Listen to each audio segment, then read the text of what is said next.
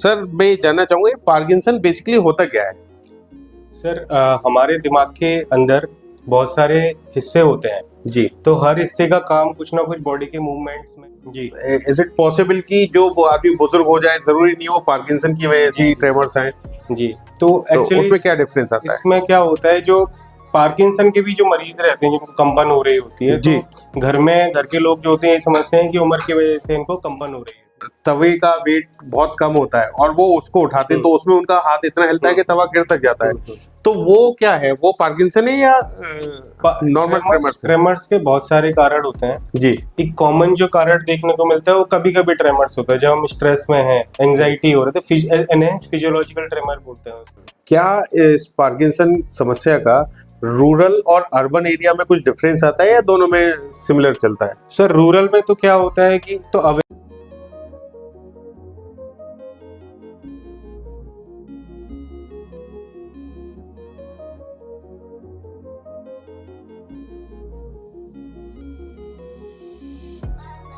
दोस्तों, doctor stock में आपका स्वागत है।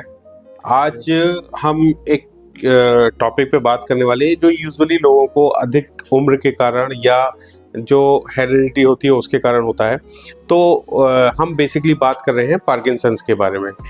अधिकतर लोग पार्किंसन को एज से रिलेट करके जोड़ लेते हैं, लेकिन इसके कुछ अलग, पार्किंसन एक अलग डिसीज है जो एज के अलावा हाथ पैर कांपने या किसी के शरीर हिलने से रिलेटेड होता है। तो इसके लिए आज हमारे साथ स्टूडियो में मौजूद है doctor Prince Agarwal. Welcome sir. Sir मैं जानना चाहूंगा पार्किंसन बेसिकली होता क्या है? सर हमारे दिमाग के अंदर बहुत सारे हिस्से होते हैं जी। तो हर हिस्से का काम कुछ ना कुछ बॉडी के मूवमेंट्स में, इमोशंस में, कुछ बॉडी से रिलेटेड कुछ किसी भी फंक्शन के लिए तो वो स्ट्रक्चर रिस्पॉन्सिबल होते हैं। तो इसी तरह से एक स्ट्रक्चर होता है जिसे बोलते हैं अपन सबस्टेंशिया निग्रा पार्स कॉम्पैक्टा।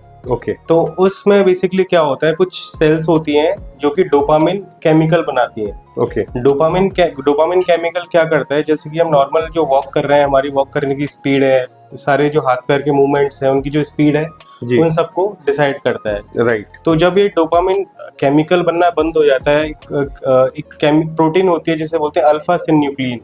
तो वो जो है नॉर्मली बनती है ब्रेन के अंदर, उसका अगर एक्सेसिव बनना लग जाए तो वो डिपॉजिट होने लगती है इन सेल्स के ऊपर, तो उसकी वजह से वो सेल्स का डिसफंक्शन होने लगता है, डोपामिन कम बनने लगता है। तो डोपामिन जैसे ही कम बनेगा तो हमारी बॉडी की जो स्पीड है, चलने की स्पीड है, हाथ काम करने की स्पीड है, हम खाना खा रहे हैं हमें 10 मिनट लगता है, 15 मिनट लगता है पूरा खाना फिनिश करने में, वो आधा घंटे तक लगने लग जाए, इतनी स्पीड धीरे धीरे कम होने लग जाती है। साथ में कुछ दूसरे केमिकल्स होते हैं जैसे सेरोटोनिन है, ग्लूटामेट है, एसिटाइलकोलिन है, तो उनका जो डोपामिन के साथ में जो बैलेंस होना चाहिए कि इस बैलेंस में हमारी बॉडी प्रॉपर फंक्शन करेगी, वो डिसबैलेंस होने लगता है। तो कुछ एक्स्ट्रा मूवमेंट्स आने लगते हैं, ट्रेमर जैसे बोलते हैं, कंपन होने लग जाता है। तो वो दूसरे हार्मोन्स के एक्सेस होने की वजह से ये कंपन होना, और कंपन और स्लोनेस आपस में मिल जाती है तो इसकी वजह से रिजिडिटी, स्टिफनेस आने लगती है जॉइंट्स के अंदर, बॉडी के पार्ट्स के अंदर, करवट लेने में दिक्कत आएगी, कपड़े पहनने में दिक्कत आएगी स्टिफनेस की वजह से।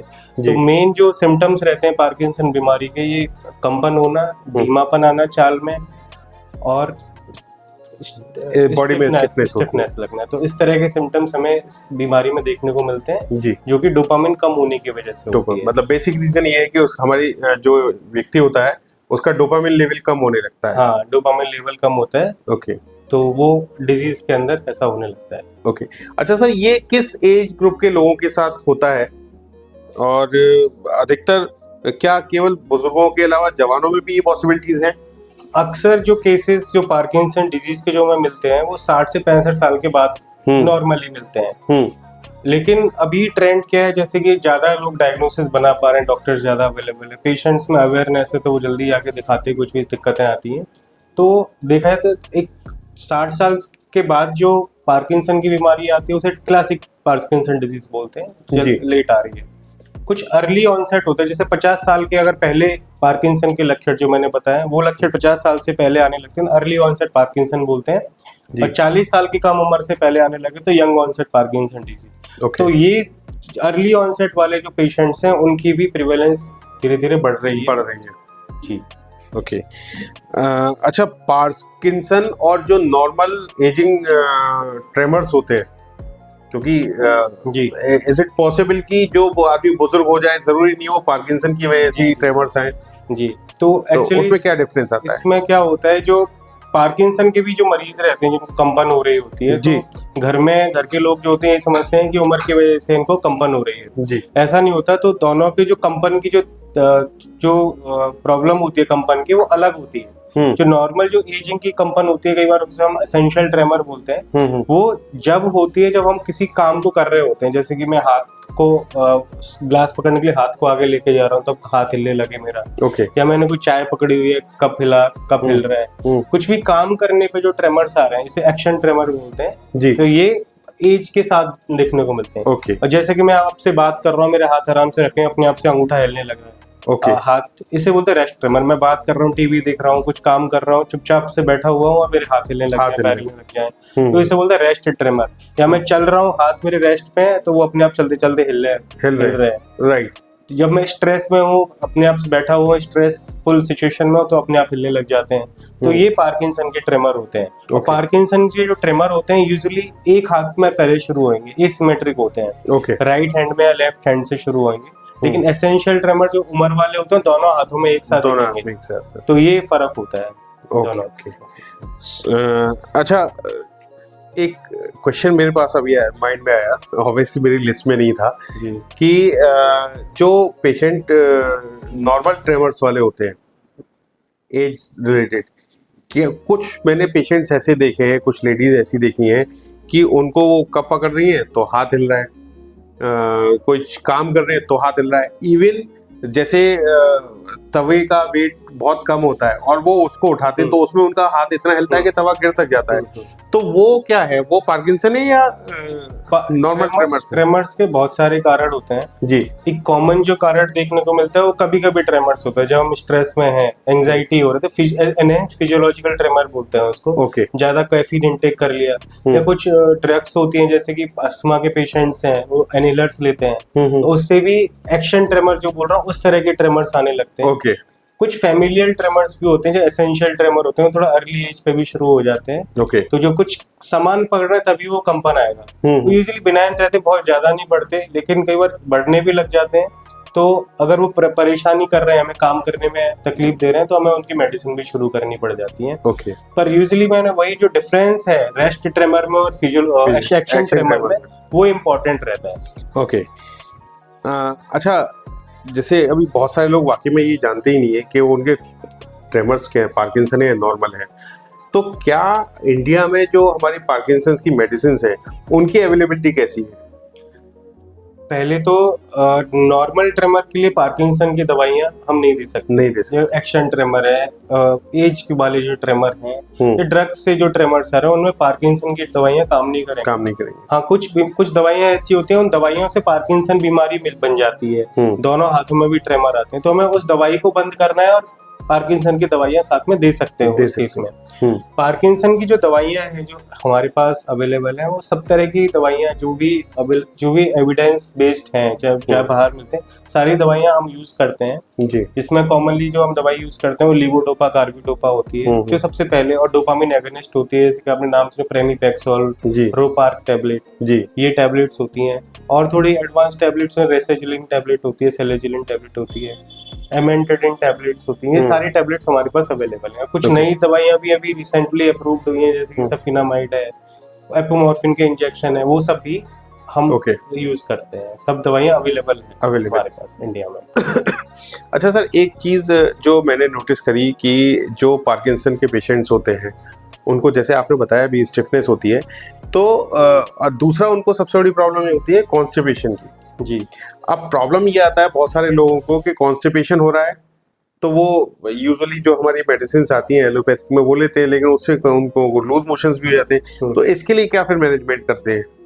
सर, हमने बात की पार्किंसन के लक्षणों की, जो उसमें ट्रेमर बताया, स्टिफनेस बताया, दूसरा धीमापन बताया। कुछ पेशेंट्स ऐसे होते हैं, ये तो हो गए मोटर सिम्टम्स, और भी मोटर सिम्टम्स होते हैं जी, मैंने डिटेल में नहीं बता पाऊंगा, पर कुछ होते हैं नॉन मोटर सिम्टम, कई बार ऐसा होता है ये ट्रेमर्स वगैरह आने से पहले नॉन मोटर सिम्टम्स शुरू हो जाते हैं। ओके जैसे कि उसमें कॉग्निटिव सिम्टम्स होते हैं, हमारे डिप्रेशन हुआ, काम करने में इंटरेस्ट कम लेना, एपैथी हुआ, चिड़चिड़ापन हुआ।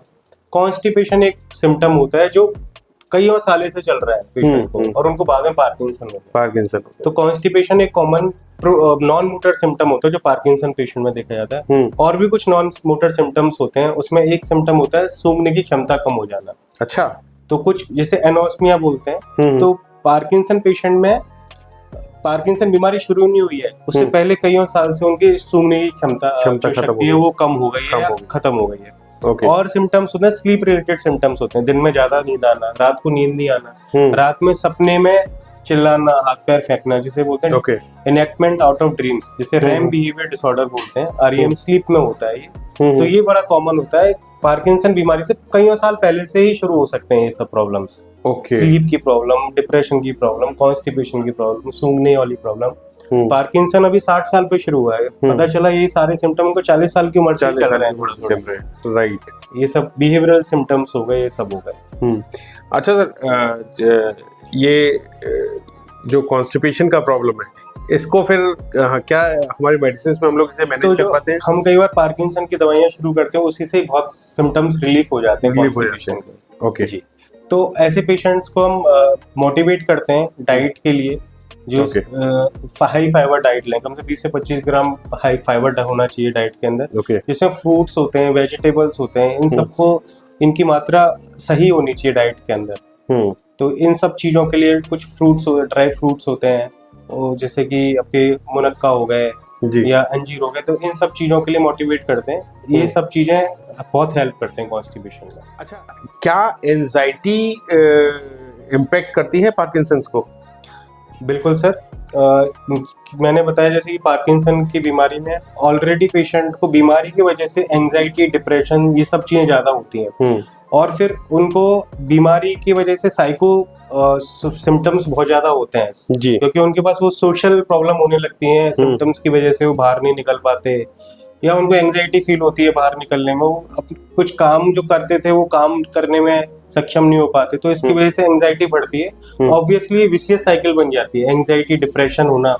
उससे सिम्टम्स, क्योंकि कई बार पार्किंसन में जो हमारा धीमापन है, जो सब प्रॉब्लम्स हैं, वो सब चीजें आपकी डिप्रेशन या एंजाइटी के अंदर भी हो सकते हैं। अगर मैं डिप्रेस्ड हूँ तो मैं, मेरे अंदर, शरीर के अंदर वो काम करने का वो नहीं रहेगा, मैं भी धीमा हो जाऊंगा। तो अगर अलग से एंजाइटी, डिप्रेशन हो रहा है तो वो पेशेंट को और ज्यादा धीमा कर देगी, साइकोलॉजिकली भी कर देगी। तो एक ब्रेडीफ्रेनिया करके शब्द होता है जो पार्किंसन पेशेंट्स में देखा जाता है जी। सोचने समझने की क्षमता में भी स्लोनेस आ जाती है। बॉडी में तो आ ही रही है, पर हमारी थॉट्स में, हमारी थिंकिंग प्रोसेस में, उन सब में भी स्लोनेस आने लगती है।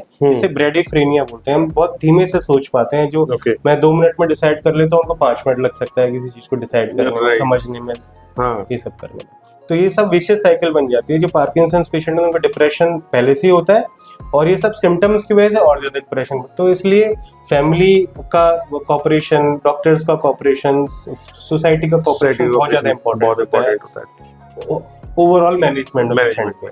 अच्छा सर, अधिकतर देखा गया है जो पार्किंसन के पेशेंट्स होते हैं उनको डिसबैलेंसिंग की भी प्रॉब्लम हो जाती है, वो चलते चलते गिर जाते हैं या टेढ़े हो जाते हैं, या समटाइम्स ऐसा देखा गया है कि जैसे बैठे हुए हैं और बैठे बैठे वो अपने पीछे की तरफ टेढ़े हो गए, तो उस केस में क्या कर सकते हैं? तो हमने बात की पार्किंसन बीमारी जी। तो पार्किंसन बीमारी एक तरह से 2 तरह की चीज होती है। पार्किंसन तो एक सिम्टम्स का अम्ब्रेला हो गया जो मैंने बताया जी। ये अम्ब्रेला एक नॉर्मल बीमारी होती है, जैसे क्लासिकल IPD बोलते हैं। उसमें क्या होता है, वो बीमारी धीरे धीरे बढ़ती है, जैसे इडियोपैथिक पार्किंसन डिजीज बोलते हैं। कंपन होना, स्टिफनेस होना, धीमापन होना, ये धीरे धीरे बढ़ता है। यूजुअली 5 साल से पहले इतनी प्रॉब्लम नहीं आती कि आदमी को व्हील चेयर लेनी पड़े और गिरने लगे। पर दूसरी बीमारियां होती हैं जिसे पार्किंसन प्लस बोलते हैं। पार्किंसन सिम्टम रहेंगे, लेकिन वो बड़े फास्ट डिटेरियोरेशन रहता है।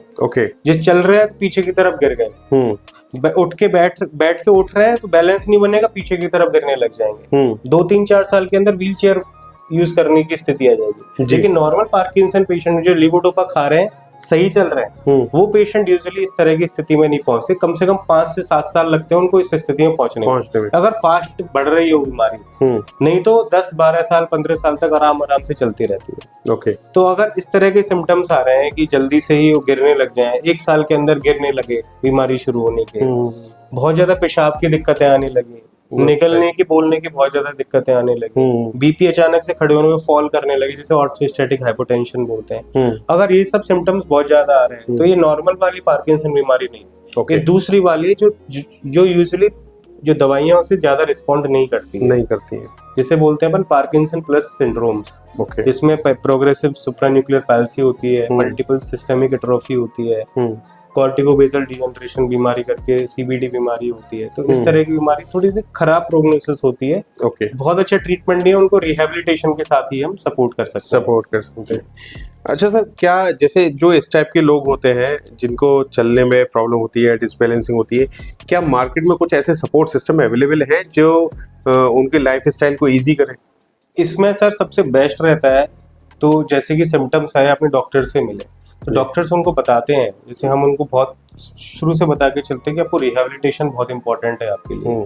जैसे मैं पेशेंट को बोलता हूँ कि स्ट्रेट लाइन वॉकिंग की प्रैक्टिस करें, कुछ सपोर्ट के साथ घर में एक तार बांध दें, उसके साथ सारे चलने की स्ट्रेट वॉकिंग प्रैक्टिस करते रहें, ताकि हमारी बॉडी के जो इक्विलिब्रियम है, जो राइटिंग रिफ्लेक्सेस हैं, जो कि बीमारी में धीरे धीरे डैमेज होने लगते हैं, तो वो मेंटेन रहे। साइकिलिंग बहुत इंपॉर्टेंट होती है। तो साइकिलिंग जो घर में स्टैटिक जिम वाली साइकिल होती है, तो उस पे आप कम से कम 1-2 घंटे रोज स्पेंड करें, तो उससे हमारे रिफ्लेक्सेस मेंटेन रहते हैं। तो ये सब करना बहुत जरूरी होता है। अगर बीमारी इतनी ज्यादा बढ़ गई है कि बहुत ज्यादा फॉल्स वगैरह होने लग रहे हैं, तो हमें ऑब्वियसली रिहेबिलिटेशन की बहुत जरूरत पड़ती है, सिखाना पड़ता है उनको। कुछ इक्विपमेंट्स दिए जाते हैं, नी पे लगा लें, हाथों पे लगा लेते हैं, गिरे तो चोट ना लगे, सर पे, घर को भी इस तरह से मेंटेन करने लगे, बाई चांस गिर जाए तो कोई कॉर्नर सर पे ना लगे, स्लिपरी सरफेसेस ना हो घर में, तो बाथरूम के ऊपर वो पार्टीशन ना हो जिसको लांगना पड़े और वो गिर जाए। राइट। इस तरह से हमें प्रिकॉशंस लेने पड़ते हैं, पेशेंट्स को समझाना पड़ता है, फैमिली को समझाना पड़ता है, और रिहेबिलिटेशन वही ऑलरेडी डैमेज हो गया है और ना बढ़े, रिहेबिलिटेशन उसमें हेल्प करेगा। राइट। उसको रिवर्स शायद नहीं कर पाए। हाँ, अब आर्टिफिशियल इंटेलिजेंस का, रोबोटिक्स, इन चीजों का बहुत टाइम आ गया है, तो मैंने देखा भी है बहुत ऑनलाइन, जो बाहर कंट्रीज में लोग रिहेबिलिटेशन में यूज कर रहे हैं। जैसे कि अब स्पीड बहुत कम है, बहुत ज्यादा पैर चिपकने लग जाते हैं जैसे जैसे बीमारी बढ़ती है जी, तो वो वेरेबल कुछ इक्विपमेंट्स रहते हैं, सॉफ्ट वेरेबल चीज अपैरेल्स रहते हैं, जिनकी मदद से वो ऑटोमेटेड रिस्पॉन्स जाता है जॉइंट्स के थ्रू की स्पीड को बढ़ाना है, तो उस हिसाब से वो चीजें तो आगे के टाइम में रोबोटिक्स और इनका काफी ज्यादा बढ़ रहा है, तो ये चीजें ऑब्वियसली हेल्प करेंगी। अच्छा सर, क्या इस पार्किंसन समस्या का रूरल और अर्बन एरिया में कुछ डिफरेंस आता है या दोनों में सिमिलर चलता है? सर, रूरल में तो क्या होता है कि तो अवेयरनेस की प्रॉब्लम रहती है, तो डायग्नोसिस बनना मुश्किल हो जाता है। दूसरा, कुछ रिस्क फैक्टर्स रहते हैं जो कि इन पार्किंसन बीमारी के लिए देखे गए हैं, जैसे कि बुक्स में जो एविडेंस जो मिलता है हमें, जैसे कि वेल कुएं का पानी हुआ, उसमें दिखा गया है कि जो ज्यादा यूज कर रहे हैं तो ऑब्वियसली रूरल पॉपुलेशन में तो ज्यादा पार्किंसन देखने को मिलती है। अच्छा। फिर पेस्टिसाइड्स का यूज, इंसेक्टिसाइड्स का यूज, कुछ मेटल्स होते हैं जैसे कि मैंगनीज हो गया, लेड हो गया, कॉपर हो गया, इन सब चीजों से जितना ज्यादा एक्सपोजर हो रहा है तो रिस्क को बढ़ा देते हैं, क्योंकि urban population is more aware, right, may be through social media, और they are more this thing aware रहते हैं, तो डायग्नोसिस ज्यादा बनती है। वहाँ पे वही रूरल एरिया में रहता है कि उम्र की प्रॉब्लम है तो कुछ ध्यान नहीं देते, वो वैसे चलते रहते हैं, तो डायग्नोसिस ऑब्वियसली नहीं हो पाती, पर रूरल पॉपुलेशन में ज्यादा पेशेंट्स रहते हैं। अच्छा सर, अभी जैसे आपने बताया कि लेड है, मैग्नीशियम है, साथ में आपने नाम लिया कॉपर का भी। अच्छा, हमारे जो भी बहुत सारे विद्वान होते हैं जो आजकल इंस्टाग्राम और सोशल मीडिया पे चल रहे हैं, वो कहते हैं कॉपर जो है हमारी हेल्थ के लिए अच्छा होता है। सर, कुछ लोग ये भी बोलते हैं कि रात को कॉपर के बर्तन में पानी भर दो, सुबह पी लो, वो भी बेनिफिशियल होता है। तो इसमें क्या मतलब, ये तो कॉन्ट्राडिक्टरी स्टेटमेंट हो गए। कॉन्ट्राडिक्टरी सर, ये किसी भी चीज को एक्सेस में करना प्रॉब्लम हो जाती है। ओके। तो जो पीपल जो और जो खदानों में काम कर रहे हैं, जिनको कॉपर का एक्सपोजर किसी तरह से ज्यादा हो रहा है, या जहाँ पे भी यूज होते हैं कॉपर वायर्स वगैरह के, जिनको बहुत ज्यादा एक्सेसिव यूज जिस चीज का हो रहा है, तो वहाँ पे देखा गया, पहले स्टडीज हुई है उसमें देखा गया कॉपर एक एक इम्प्लीकेटेड फैक्टर है कि इसमें ज्यादा यूज करने वाले लोग को ज्यादा हो रहा था। तो Okay. इसके लिए कहना बड़ा मुश्किल होगा कि वो पानी से कितना कॉपर जा रहा है, whether it will be harmful for the patients, ये कहना मुश्किल रहेगा। Right right. अच्छा सर, एक छोटी सी चीज इसमें ये और बीच में ही पूछूंगा कि गवर्नमेंट स्कीम्स का पार्किंसन पेशेंट्स को कुछ बेनिफिट मिलता है या नहीं मिलता है? सर जैसे कि और बीमारियां होती हैं तो क्रॉनिक न्यूरोलॉजिकल जो भी बीमारियां, डिजनरेटिव बीमारियां हैं जिसमें अगर पेशेंट को बहुत स्ट्रोक भी है तो उसमें गवर्नमेंट हॉस्पिटल्स के अंदर डिसेबिलिटी डिसाइड की जाती है। ओके। तो उनको जो भी बीमारी से, जो भी बीमारियों की डिसेबिलिटी होती है उनको परसेंटेज में कैलकुलेट किया जाते हैं। तो जो भी उनका एक्ट है तो उसके according these patients are also included. Okay. तो इन पेशेंट्स को भी उनको सर्टिफिकेट बनाना पड़ता है, disability certificate from A government hospital. तो अप टू 40% डिसेबिलिटी उनको मिल जाती है। Okay. तो उसका जो भी यूज रहता है उनके लिए, वो डिस्ट्रिक्ट लेवल पे एनजीओज के थ्रू वो उसका यूज ले सकते हैं। जी सर, राइट। अच्छा सर, एक और चीज, जैसे अभी पार्किंसन के बारे में हम इतनी सारी बात कर रहे हैं, तो जो पेशेंट शुगर पेशेंट्स होते हैं उनको पार्किंसन पेशेंट को शुगर का ज्यादा इशू रहता है या उससे कुछ पार्किंसन पे इम्पैक्ट आता है? सर ऐसा वो नहीं है, कोई डाटा नहीं है कि डायबिटिक पेशेंट्स में पार्किंसन होता है। जो रिस्क फैक्टर्स जो होते हैं पार्किंसन बीमारी के, उसमें डायबिटीज को इंक्लूड नहीं करते हैं। उसमें ये रहता है कि हमारी लाइफस्टाइल है, हमारी बहुत ज्यादा सेडेंटरी लाइफस्टाइल है। तो सेडेंटरी लाइफस्टाइल वाले को डायबिटीज की भी रिस्क ज्यादा है, पार्किंसन की भी रिस्क ज्यादा हो जाएगी। ओके। तो हमारा एक्सेसिव कैफीन यूज है, तो ये भी एक रिस्क फैक्टर है पार्किंसन होने के लिए, बहुत ज्यादा एक्सेसिव कैफीन यूज अगर हम कर रहे हैं। दूसरा, हमारी बहुत ज्यादा योगा, मेडिटेशन, ये सब बेनिफिशियल रहते हैं। तो जो डायबिटीज की चीजों को ठीक करेगा वो पार्किंसन को भी ठीक करेगा। तो ये इस तरह से आपस में कोरिलेटेड है। अदरवाइज ऐसे direct diabetic patients are more prone to develop Parkinson disease, it is not true. Okay. नहीं, जिसको, जैसे जिस पेशेंट को पार्किंसन हो गया उसको डायबिटीज भी है जी, तो क्या उसकी लाइफ के कुछ रिस्क फैक्टर या ट्रीटमेंट में कुछ प्रॉब्लम आती है? नहीं, ट्रीटमेंट में ऐसी कोई दवाई नहीं है जो हम डायबिटिक्स पे नहीं दे सकते जो पार्किंसन में दे सकते हैं। ओके। तो सारी पार्किंसन की दवाइयां हम डायबिटिक पेशेंट में दे सकते हैं। पर हाँ, कुछ मेडिसिन हैं डायबिटीज की वजह से अगर हार्ट पे अफेक्ट आ गया है तो हम कुछ मेडिसिन यूजुअली अवॉइड कर देते हैं। या फिर डायबिटीज की वजह से बीपी वगैरह की प्रॉब्लम्स हो रही हैं, अगर ज्यादा हाइपरटेंशन है या बीपी बहुत ज्यादा कम कर चल रहा है, क्योंकि जो दवाइयां हैं पार्किंसन की जिनमें लीवोडोपा है, एमेंटेडिन है, वो बीपी को थोड़ा गिरा देती है। उस तरह से कई बार हमें चीजों को बैलेंस करना पड़ता है मेडिसिन में। पर डायबिटीज की दवाइयां एज सच पार्किंसन की मेडिसिन में कोई चेंजेस नहीं, कोई फर्क नहीं पड़ता है। राइट। अच्छा सर, एक और चीज कि जैसे अभी आपने कहा कि कुछ मेडिसिन ऐसी हैं जो उस बीपी को डाउन कर देती है, तो उस केस में फिर पेशेंट को क्या करना चाहिए? एक तो ये है कि वो आपके पास आया, वो तो ठीक है, लेकिन उससे पहले उसको क्या प्रिकॉशन लेने चाहिए? इसमें सर जैसे पार्किंसन जो आईपीडी जिसे बोलते हैं हम, क्लासिकल पार्किंसन डिजीज, उसमें बीपी कम होने की ज्यादा रिस्क नहीं रहती है। ओके। उसमें ये कि बहुत एडवांस स्टेज में हो जाती है तो बीपी फॉल्स की प्रॉब्लम आती है। इवन जो पार्किंसन की ही दवाइयां हैं, भले उनको बीपी, शुगर और कोई बीमारी नहीं, खाली पार्किंसन की उन दवाइयों से भी बीपी बहुत ज्यादा फ्लक्चुएट करने लगता है, कम हो जाता है। जी। तो अगर ऐसे केस में ऐसा हो रहा है कि हम जैसे खड़े हो रहे हैं, अचानक से चक्कर आया और गिर रहे हैं, तो इसका ऑर्थोस्टैटिक हाइपोटेंशन हो सकता है, बीपी कम हो रहा है। तो इन पेशेंट्स को इमीडिएटली आपको लिटा देना है, थोड़ा सा लेग एंड को थोड़ा सा एलिवेट कर देना है। ओके। और थोड़ा सा नमक का पानी दे सकते हैं। या इन पेशेंट्स में एक रहता है कि जैसे कि अपन सो के उठते हैं तो तुरंत ना उठे, थोड़ा सा करवट लें, फिर धीरे धीरे संभल के उठें। और नीचे पैरों में कंप्रेशन स्टॉकिंग का भी यूज कर सकते हैं, जिससे कि बीपी फॉल होने की चांसेस कम हो जाते हैं। जी। और फ्रीक्वेंट लिक्विड इनटेक, थोड़ा नमक डाल के पानी ले सकते हैं, ओआरएस ले सकते हैं। तो ये सब चीजें हम यूज कर सकते हैं उस केस में। अच्छा, जिन पेशेंट्स को हार्ट प्रॉब्लम है, या अभी जैसे मैं एक डॉक्टर साहब के साथ बात कर रहा था, वो कैंसर स्पेशलिस्ट थी, तो कुछ पेशेंट्स ऐसे होते होंगे जिनको कैंसर भी और पार्किंसन भी है। बिल्कुल। तो उस केस में हम कैसे मैनेज कर लेते हैं? सर, जो अगर पेशेंट्स को पार्किंसन बीमारी है तो कुछ दवाइयां ऐसी होती हैं जो पार्किंसन की बीमारी को बढ़ा देती हैं। अच्छा। तो जैसे कि उसमें होता है गैस की गोलियां जो बहुत कॉमनली ओवर द काउंटर ले लेते हैं। जैसे कि उसमें एक बहुत कॉमन मेडिसिन यूज करते हैं लिवोसल्फाइड करके, जैसे आपने नाम सुना होगा पेंटोसिड एल करके होता है, सोम्प्रास एल जी। तो जो एल वाला सॉल्ट है वो आपके पार्किंसन के सिम्टम्स को बढ़ा देता है। तो इर्रेस्पेक्टिव ऑफ द डिजीज, वो चाहे वो हो सकता है गैस्ट्रिक डिजीज हो, कैंसर हो, या कुछ भी बीमारी हो, वो हो सकता है पेशेंट को कोमोर्बिडिटी डिप्रेशन है या कैंसर की वजह से वो साइकेट्रिक कुछ इश्यूज आ रहे हैं, तो हो सकता है वो कुछ दवाइयां ऐसी ऐड कर दें जो साइकेट्रिक को ट्रीट करने के लिए हम दे रहे हैं। तो कुछ साइकेट्रिक की दवाइयां, कुछ गैस की दवाइयां ऐसी होती है जो पार्किंसन के सिम्टम्स को बढ़ा देती हैं जी। तो एज ए न्यूरोफिजिशियन हमें ये चीज ध्यान रखनी पड़ती है, कुछ ऐसी दवाई तो नहीं चल रही है उनके साथ में जिससे पार्किंसन के सिम्टम बढ़ जाए।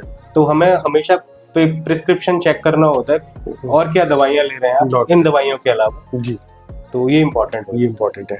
अच्छा सर, हेरिडिटी इसमें कहाँ तक रोल प्ले करती है? हेरिडिटी सर बहुत सारी जेनेटिक, अगर पेशेंट को पार्किंसन के सिम्टम अर्ली एज पे आ जाते हैं तो हेरिडिटरी होने के चांसेस बढ़ जाते हैं। पर फिर भी जो एल्डरली पेशेंट्स भी रहते हैं उसमें 5% केसेस ऐसे होते हैं जिनमें हेरिडिटी का रोल हो सकता है। ओके।